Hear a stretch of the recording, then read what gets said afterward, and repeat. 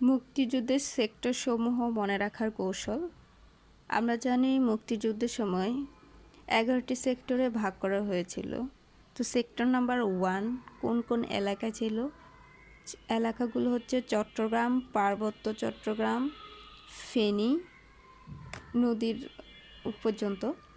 তো আমরা এই যে এলাকাগুলো আছে সেক্টর 1-এর এলাকাগুলার মনে রাখার সহজ টেকনিক হচ্ছে CFC। সিটি হচ্ছে চট্টগ্রাম, এফতে হচ্ছে ফেনী, আর সিতে হচ্ছে পার্বত্য চট্টগ্রাম।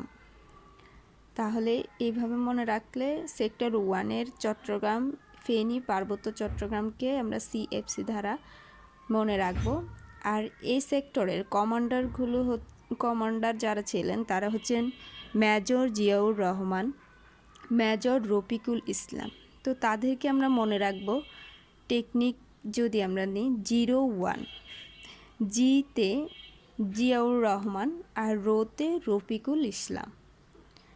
তাহলে এইভাবে ধারাবাহিকভাবে 11টি সেক্টরের এলাকায় এবং কমান্ডারগুলা মনে রাখার টেকনিক সমূহ নিয়ে ভিডিও আপলোড করা হবে।